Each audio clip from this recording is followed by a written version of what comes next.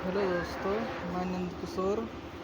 आज हम बात करने वाले हैं द रोल ऑफ टीचर यानी शिक्षक की भूमिका।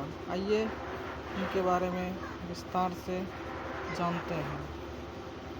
पहला होता है शिक्षक ज्ञान का प्रेरक के रूप में कार्य करता है।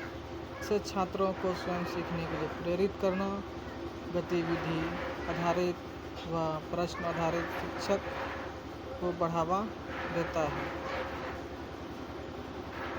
शिक्षक मार्गदर्शन व सलाहकार होता है, जैसे छात्रों की शिक्षा व करियर से जुड़ी समस्याओं में सहायता करता है।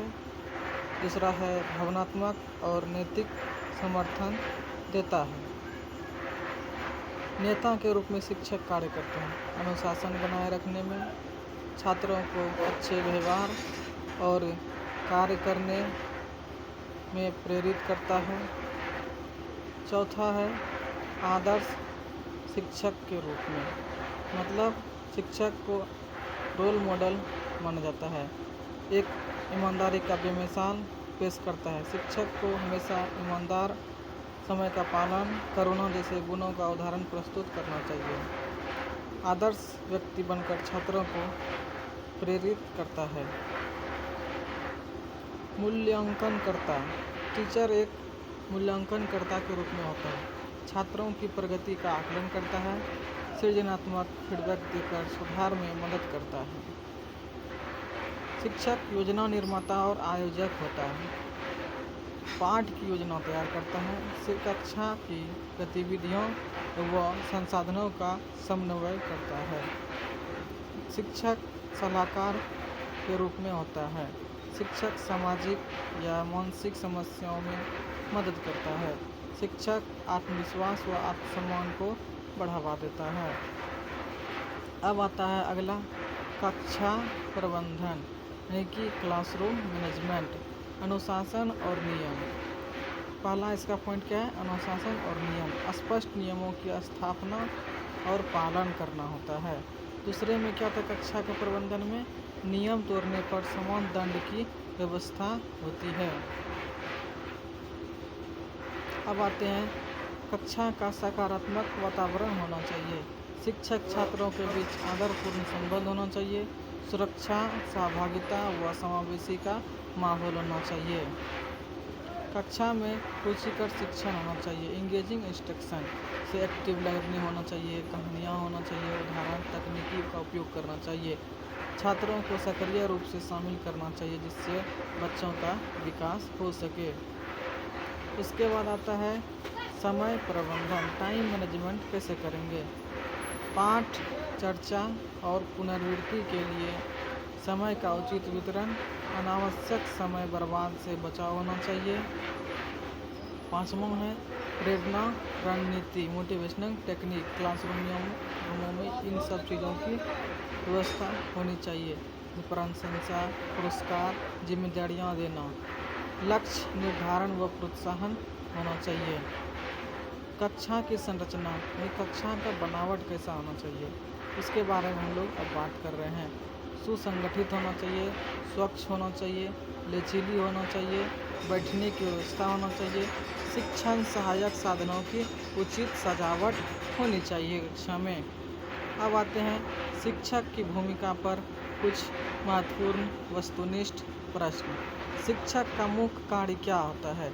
इसमें विभिन्न प्रकार के ऑप्शन है, जैसे केवल पाठ पढ़ाना, परीक्षा लेना, ज्ञान का प्रेरक बनना, उपस्थित दर्ज करना। इसका सही उत्तर हो जाएगा ज्ञान का प्रेरक बनना। आगे क्वेश्चन आते हैं, एक अच्छा शिक्षक किसका उदाहरण होता है? अभिनेता का, आदर्श व्यक्ति का, आलोचक का और लेखक का। ये जो होता है आदर्श व्यक्ति का होता है। शिक्षक एक किसका उदाहरण होता है? आदर्श व्यक्ति का होता है। आगे बात करते हैं, शिक्षक मूल्यांकनकर्ता के रूप में क्या करता है? शिक्षक मूल्यांकनकर्ता के रूप में क्या करता है? तो वो केवल पास या फेल करता है,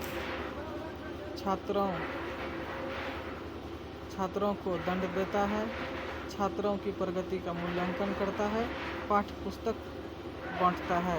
सही उत्तर हो जाएगा छात्रों की प्रगति का मूल्यांकन करता है। अब आता है मार्गदर्शक के रूप में शिक्षक का कार्य क्या होता है। सिर्फ पढ़ाना, छात्रों को भ्रमित करना, छात्रों को सही दिशा दिखाना, समय नष्ट करना। सही उत्तर हो जाएगा छात्रों को सही दिशा दिखाना। आगे बात करते हैं शिक्षक का नेतृत्व कौशल क्यों आवश्यक है। क्योंकि दिखावा करने के लिए, कक्ष अनुशासन बनाए रखने के लिए, छुट्टियों लेने के लिए, रिपोर्ट कार्ड भरने के लिए। सही उत्तर होगा कक्षा में अनुशासन बनाए रखने के लिए। अब आता है कक्षा प्रबंधन पर कुछ वस्तुनिष्ठ प्रश्न। प्रभावी कक्षा प्रबंधन का मुख्य उद्देश्य क्या होता है। छात्रों को डांटना, कक्षा में अनुशासन और सीखने का माहौल बनाना, समय व्यर्थ करना, केवल उपस्थिति दर्ज करना। सही उत्तर होगा कक्षा में अनुशासन और सीखने का माहौल बनाना। किसे क्वेश्चन 2 है, किसे एक अच्छा शिक्षक व्यवस्था माना जाता है। अवस्थित बैठने की व्यवस्था, शोरगुल वाला वातावरण, सुसंगठित स्वच्छ कक्षा, अंधेरा कमरा। सही उत्तर होगा सुसंगठित स्वच्छ कक्षा। कक्षा में सकारात्मक वातावरण कैसे बनाया जा सकता है। छात्रों को चिल्लाना, छात्रों को तुलना करना, सम्मान सहभागिता को बढ़ावा देकर या सजा देकर। सही उत्तर होगा सम्मान और सहभागिता को बढ़ावा देकर। प्रेरणा रणनीति का उदाहरण क्या है। छात्रों को दंड देना, छात्रों को नजरअंदाज करना, छात्रों की प्रशंसा करना, परीक्षा रद्द करना। सही उत्तर छात्रों की प्रशंसा करना। 5वां क्वेश्चन है समय प्रबंधन में शिक्षक को क्या करना चाहिए। पाठ को टालना, गतिविधियों को बिना योजना के करना, समय का उचित वितरण करना, केवल परीक्षा की तैयारी करना। सही उत्तर हो जाएगा समय का उचित वितरण करना। थैंक यू, मिलते हैं अगले वीडियो में। धन्यवाद।